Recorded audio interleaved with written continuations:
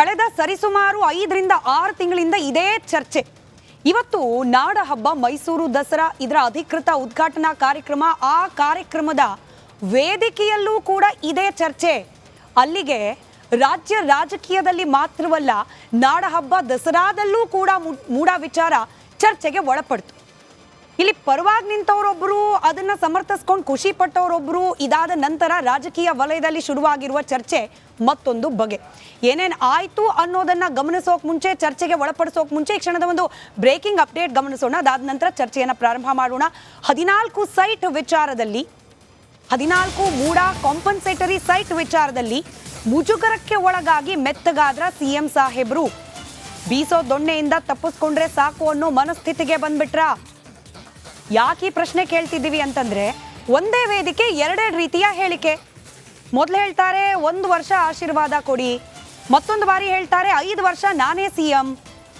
ಅಲ್ಲಿಗೆ ಮೆತ್ತಗಾದ್ರ ಸಿಎಂ ಮನಸ್ಸಿನೊಳಗಡೆ ಇರುವ ಗೊಂದಲ ಮೆತ್ತಗಾಗುವಂತೆ ಮಾಡ್ತಾ ಮುಖ್ಯಮಂತ್ರಿಗಳಿಗೆ ಅನ್ನೋ ಅನುಮಾನ. ಕಾಂಗ್ರೆಸ್ ವಕ್ತಾರರಿದ್ದಾರೆ, ಅದಕ್ಕೆ ಉತ್ತರ ಅವರು ಕೊಡ್ತಾರೆ. ದಸರಾ ವೇದಿಕೆ ಮೇಲೂ ಕೂಡ ರಾಜಕೀಯ ವಿಚಾರ, ಅದರಲ್ಲೂ ಮೂಡ ವಿಚಾರ ಚರ್ಚೆ ಆಗಿದ್ದಕ್ಕೆ ಸಹಜವಾಗಿ ವಿರೋಧ ಪಕ್ಷ, ಇಲ್ಲಿ ವಿರೋಧ ಪಕ್ಷ ಅಂತ ಕರಿಬೋದಾ ಗೊತ್ತಿಲ್ಲ, ಯಾಕಂತಂದ್ರೆ ಅದರಲ್ಲಿ ಒಂದು ಪಕ್ಷದವ್ರ ಪರವಾಗಿ ಇದೇ ವೇದಿಕೆಯಲ್ಲಿ ಮಾತನಾಡಿದ್ದಾರೆ. ಆದರೆ ಬಿಜೆಪಿಗರಿಗಂತೂ ದಸರಾ ವೇದಿಕೆ ಮೇಲೆ ಮೂಡ ವಿಚಾರ ಪ್ರಸ್ತಾಪ ಆಗಿದ್ದು ಸಹಿಸ್ಲಿಕ್ಕೆ ಸಾಧ್ಯ ಆಗಿಲ್ಲ, ಕೆರಳಿ ಕೆಂಡವಾಗಿದ್ದಾರೆ. ಅದಕ್ಕೆ ಪೂರಕವಾಗಿದೆ ಛಲವಾದಿ ನಾರಾಯಣ ಸ್ವಾಮಿ ಅವರ ಮಾತು. ಛಲವಾದಿ ಅವರ ಮಾತಿನ ಮುಂಚೆ ಸಿದ್ದರಾಮಯ್ಯನವರ 1 ವರ್ಷ 5 ವರ್ಷ ಈ 2 ರೀತಿಯ ಹೇಳಿಕೆ ಒಂದೇ ವೇದಿಕೆ ಮೇಲೆ ಹೆಂಗೆ ಬಂತು ಕೇಳಿಸ್ಕೊಳ್ಳಿ. ಅದಾದ ನಂತರದಲ್ಲಿ ಛಲವಾದಿ ಅವರ ಮಾತು. ಅದರಲ್ಲಿ ವಿಶ್ವಾಸ, ಪ್ರೀತಿಯನ್ನು ಇಟ್ಕೊಂಡಿರ್ತಕ್ಕಂಥದ್ದು. ಅದಕ್ಕೋಸ್ಕರ ನಮ್ಮೆಲ್ಲರಿಗೂ ಕೂಡ ಇನ್ನೊಂದು ವರ್ಷದವರೆಗೆ ಉತ್ತಮವಾದಂಥ ಕೆಲಸ ಮಾಡ್ತಕ್ಕಂಥ ಶಕ್ತಿ ಕೊಡಲಿ.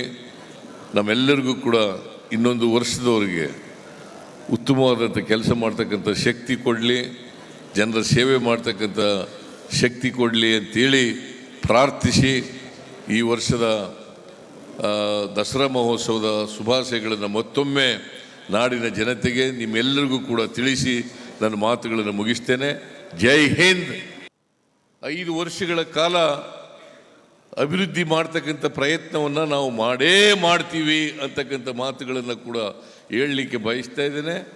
ಹಿಂದೇನೂ ನಾನು ಮುಖ್ಯಮಂತ್ರಿಯಾಗಿರುವಾಗ 5 ವರ್ಷಗಳ ಕಾಲ ಬಹುಶಃ ಕರ್ನಾಟಕದ ಇತಿಹಾಸದಲ್ಲಿ ದೇವರಾಜ ಅರಸರವ್ರನ್ನ ಬಿಟ್ಟರೆ 5 ವರ್ಷಗಳ ಪೂರ್ಣಾವಧಿಯನ್ನು ಪೂರೈಸಿದಂಥ ಮುಖ್ಯಮಂತ್ರಿ ಯಾರು ಇದ್ದರೆ ಅದು ಸಿದ್ದರಾಮಯ್ಯ ಅಂತಕ್ಕಂಥ ಮಾತುಗಳನ್ನು ಹೇಳಲಿಕ್ಕೆ ಬಯಸ್ತೇನೆ.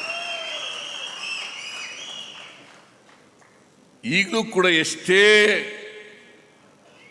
ತೊಡಕುಗಳು ಬಂದರೂ ಕೂಡ, ಕಷ್ಟಗಳು ಬಂದರೂ ಕೂಡ ಚಾಮುಂಡೇಶ್ವರಿಯವರ ಕೃಪಾ ಆಶೀರ್ವಾದ ಇದೆ ಅಂತಕ್ಕಂಥ ಮಾತುಗಳನ್ನು ಹೇಳಲಿಕ್ಕೆ ಬಯಸ್ತೇನೆ. ದಸರಾ ಉತ್ಸವ ಇವತ್ತು ಪ್ರಾರಂಭ ಆಗಿದೆ. ಅಲ್ಲಿ ಈ ದಸರಾದ ಗತವೈಭವವನ್ನು ಚಾಮುಂಡಿ ತಾಯಿಯವರ ಆಶೀರ್ವಾದದಲ್ಲಿ ಆ ಪ್ರಾಂತ್ಯ ಯಾವ ರೀತಿ ಬಲಗೊಂಡಿತು, ಮಹಾರಾಜರು ಯಾವ ರೀತಿ ಈ ಪ್ರಾಂತ್ಯವನ್ನು ಬಲಗೊಳಿಸಿದ್ರು, ಇವತ್ತು ಯಾಕೆ ಈ ರೀತಿ ಮೆರೀತಾ ಇದೆ ಅಂತಕ್ಕಂಥದ್ದನ್ನು, ಇಂಥ ವೈಭವಗಳ ಬಗ್ಗೆ ಅಲ್ಲಿ ಚರ್ಚೆ ಆಗಬೇಕಾಗಿತ್ತು.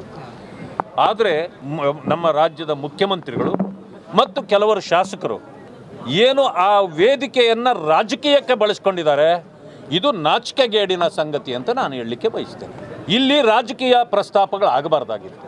ಮಾನ್ಯ ಮುಖ್ಯಮಂತ್ರಿಗಳು ನಾನು ಏನೇ ತಪ್ಪು ಮಾಡಿಲ್ಲ, ಏನೂ ತಪ್ಪು ಮಾಡಿಲ್ಲ ಅಂದರೆ ನಿಮಗೆ ಅದು ವೇದಿಕೆನಾ? ನಿಮ್ಮ ರಾಜಕೀಯಕ್ಕೆ ಅಷ್ಟು ರಜಾ ಹಾಕಿ ನೀವು ಗತವೈಭವಗಳ ಬಗ್ಗೆ ಮಾತಾಡಬೇಕಾಗಿತ್ತು. ಅದನ್ನು ಬಿಟ್ಟು ನೀವು ರಾಜಕೀಯಕ್ಕೆ ಬಳಸಿದ್ದೀರಿ. ಚರ್ಚೆ ಪ್ರಾರಂಭ ಮಾಡೋಣ. ಚರ್ಚೆಯಲ್ಲಿ ಕಾಂಗ್ರೆಸ್ನ ಪರಿಷತ್ ಸದಸ್ಯರಾದ ನಾಗರಾಜ್ ಯಾದವ್ ಅವರಿದ್ದಾರೆ, ಬಿಜೆಪಿ ವಕ್ತಾರರು ಮೋಹನ್ ವಿಶ್ವ, ಜೆಡಿಎಸ್ ವಕ್ತಾರರಾದ ನಾಗೇಂದ್ರ ಪ್ರಸಾದ್ ಅವರಿದ್ದಾರೆ, ಹಾಗೆ ರಾಜಕೀಯ ವಿಶ್ಲೇಷಕರಾದ ಶಶಿಕಾಂತ್ ಯಡ್ರಳ್ಳಿ ಅವರು.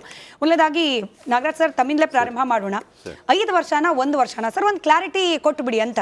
ಕಾಂಗ್ರೆಸ್ ಸರ್ಕಾರ 5 ವರ್ಷಗಳ ಕಾಲ ಅಧಿಕಾರ ಇರ್ತದೆ, ಮತ್ತೆ ಅಧಿಕಾರಕ್ಕೆ ಬರ್ತೀವಿ, 10 ವರ್ಷಗಳ ಕಾಲ ಗ್ಯಾರಂಟಿ ಇರ್ತೀವಿ ಅನ್ನೋ ಮಾತನ್ನು ಹೇಳ್ತಾ ಇದ್ದೀವಿ. 5 ಗ್ಯಾರಂಟಿಗಳು ಕೊಟ್ಟ ಹಾಗೆ 5 ವರ್ಷ ಗ್ಯಾರಂಟಿ ಕಾಂಗ್ರೆಸ್ನ ಸರ್ಕಾರ, ರಾಜ್ಯದ ಮುಖ್ಯಮಂತ್ರಿಗಳು ಅದನ್ನೇ ಸ್ಪಷ್ಟವಾಗಿ ಹೇಳಿರ್ತಕ್ಕಂಥದ್ದು.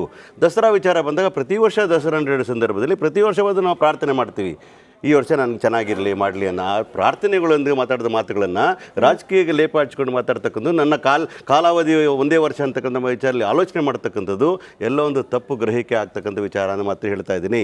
ಸ್ಪಷ್ಟವಾಗಿ ರಾಜ್ಯದ ಮುಖ್ಯಮಂತ್ರಿಗಳು ಮತ್ತು 136 ಶಾಸಕರುಗಳು ನಾವೆಲ್ಲರೂ ಕೂಡ ಅದ್ರ ಜೊತೆಗಿರ್ತಕ್ಕಂಥ ವಿಧಾನ ಪರಿಷತ್ ಸದಸ್ಯರು ಕೂಡ ಇಡೀ ಪಕ್ಷ ಒಟ್ಟಾರೆಯಾಗಿ including DCM we are with him, we are accept is leadership for a longer period as such as 5 years. ಸಿದ್ದರಾಮಯ್ಯನವರ ಮಾತಿನ ಧಾಟಿ ಬದಲಾಯ್ತಾ ಅಂತ ಪದೇ ಪದೇ ದೇವಿ ಆಶೀರ್ವಾದ, ನಾನು ಪರ್ಟಿಕ್ಯುಲರ್ ಆಗಿ ಕೇಳ್ತಾ ಇದ್ದೀನಿ, ಜೈ ಚಾಮುಂಡಿ ಅಂದಿದ್ದು ವಿರಳಾನ ಅಂತ ಹೇಳಿ ಸಿದ್ದರಾಮಯ್ಯನವರ ಬಾಯಲ್ಲಿ ಕೇಳೋದು, ಇದೆಲ್ಲ ಗಮನಿಸಿದಾಗ ಆಬ್ವಿಯಸ್ಲಿ ರಾಜಕೀಯ ವಿರೋಧಿಗಳಿಗೆ ಅನ್ಸುತ್ತೆ ಮೂಡ ಮೆತ್ತಗೆ ಮಾಡ್ಬಿಡ್ತಾ ಅಂತ ಹೇಳಿ ಅಲ್ವಾ ಮೋಹನ್ ವಿಶ್ವ ಅವರೇ? ನಾನು ಮಾತಾಡೋದು ನಿಮ್ದು ಒಂದು ಕ್ವಿಕ್ ರಿಯಾಕ್ಷನ್ ಆಯ್ತು, ಅವ್ರದ್ದು ಬಂದ್ಮೇಲೆ ಮತ್ತೆ ವಾಪಸ್ ಬರ್ತೀನಿ.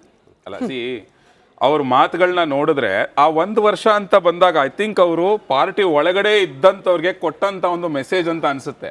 ಇಟ್ ಇಸ್ ನಾಟ್ ದಟ್ ತಾನು 1 ವರ್ಷ ಇರ್ತೀನಿ ಅಂತ ಅಲ್ಲ, ಅದು ಅವ್ರು ರಿಸೈನ್ ಮಾಡ್ಲೇಬೇಕು, ಮಾಡೇ ಮಾಡ್ತಾರೆ, ಅದರಲ್ಲಿ ಡೌಟೇ ಇಲ್ಲ. 1 ವರ್ಷದ ಒಳಗೆ ಆಯ್ತಲ್ಲ, 1 ವರ್ಷದ ಒಳಗಡೆ ಅಲ್ಲ, ಈಗ ಇಮಿಡಿಯೇಟ್ ಆಗಿ ರಿಸೈನ್ ಮಾಡ್ಬೇಕು, ಮಾಡೇ ಮಾಡ್ತಾರೆ. ಮಾಡಿದ ನಂತರ ಯಾರು ಬಂದು ಕುತ್ಕೊಳ್ತಾರ ಗೊತ್ತಾ, ಅವ್ರಿಗೆ ಮೋಸ್ಟ್ಲಿ 1 ವರ್ಷ ಟೈಮ್ ಕೊಟ್ರ ಅನ್ನೋ ಒಂದು ಡೌಟ್ ನಮಗೆ ಬರ್ತಾ ಇದೆ. ಎಕ್ಸಾಕ್ಟ್ಲಿ, ಅದು ನೋಡಿದ್ರೆ ಆ ಮಾತೇ ಬರೋದು, ಆ ಡೌಟೇ ಬರೋದು, ಯಾರು ನೋಡಿದ್ರು ಅಷ್ಟೇ. Sir it's my chance sir, please ಅಂತ ಹೇಳ್ತಾ ಇದ್ದೀನಿ, ನಾನೇನು ವಿರೋಧ ಮಾಡ್ತಾ ಇಲ್ಲ. ಅವ್ರ ಮಾತಲ್ಲಿ ಈ ರೀತಿ ಬರಬೇಕು ಅಂತ ಹೇಳಿದ್ರೆ ಐ ಥಿಂಕ್ ಅವರೇ ಅವರ ಪಕ್ಷದ ಒಳಗಡೆ ಇರೋರಿಗೆ ಇವಾಗ ಯಾರ್ಯಾರು ಟವಲ್ ಹಾಸ್ಕೊಂಡು ಕೂತಿಯಾರಲ್ಲ, ಮೊನ್ನೆ 3 ಜನ ಸೇರಿ ಮೀಟಿಂಗ್ ಮಾಡಿದ್ದಾರೆ, ಪರಮೇಶ್ವರ್ ಆಗ್ಬೋದು, ಮಾದೇವಪ್ಪನವ್ರು ಆಗ್ಬೋದು, ಆಮೇಲೆ MB ಪಾಟೀಲ್ ಆಗ್ಬೋದು, ಸತೀಶ್ ಜಾರಕಿಹೊಳಿ ಆಗ್ಬೋದು, ಅವ್ರಿಗೆಲ್ಲ ಇವರೇ ಮೆಸೇಜ್ ಕೊಟ್ರಾ ಅಂತ, ನೀವೇನಾದ್ರೂ ನಾನು ರಿಸೈನ್ ಮಾಡೋದು ಗ್ಯಾರಂಟಿ, ನೀವು ಯಾರೇ ಬಂದು ಟವಲ್ ಹಾಕಿದ್ರಿ ಇನ್ನು 1 ವರ್ಷ ಅಷ್ಟೇ, ಅದಾದ್ಮೇಲೆ ಏನ್ ಬೇಕಾದ್ರೂ ಮಾಡ್ತೀನಿ ಅನ್ನೋ ಮೆಸೇಜ್ ಕೊಟ್ರಾ, ಅದು ಒಂದು ಡೌಟ್ ನಮ್ಗೆಲ್ಲರಿಗೂ ಬರೋದು.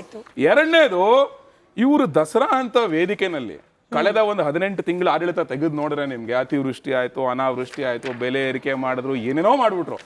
ಅಂತ ವೇದಿಕೆನಲ್ಲಿ ಇವತ್ತು ಕುತ್ಕೊಂಡು ಈ ರೀತಿಯಾದಂಥ ಒಂದು ರಾಜಕೀಯ ಭಾಷಣಗಳು, ತನ್ನಂತಾನು ಸಮರ್ಥನೆ ಮಾಡ್ಕೊಳ್ಳೋದು, ನಾನು ಬಿಟ್ರೆ ಇನ್ನೊಬ್ರು ಇಲ್ಲ, ನಾನೇ ಅತಿ ಹೆಚ್ಚು ಕಾಲ ಮಾಡ್ದಂತ ಮುಖ್ಯಮಂತ್ರಿ ಅಂತ ಹೇಳ್ಕೊಳ್ಳೋದು, ತನ್ನ ಹೊಗಳಿಕೆಗೆ ಆಗ್ಬೋದು ಅಥವಾ ತನ್ನ ಮೇಲೆ ಬಂದಿರೋ ಆರೋಪದ ವಿರುದ್ಧ ಏನೋ ಮಾತಾಡ್ಲಿಕ್ಕೆ ಆಗ್ಬೋದು, ಬಳಸ್ಕೊಳ್ಳುವಂತ ವೇದಿಕೆ ನಿಜವಾಗ್ಲೂ ಅಲ್ಲ ಅದು. ಅದು ನಾಡ ಹಬ್ಬ, ಅದು 300 ವರ್ಷಗಳಿಂದ ನಡ್ಸ್ಕೊಂಡ್ ಬರ್ತಾ ಇರೋದು. ಪ್ರತಿ ಬಾರಿ ದಸರಾ ಹಬ್ಬ ಚೆನ್ನಾಗಾದ್ರೆ ರಾಜ್ಯದಲ್ಲಿ ಮಳೆ ಬೆಳೆ ಆಗೋದು, ಸುಭಿಕ್ಷವಾಗಿ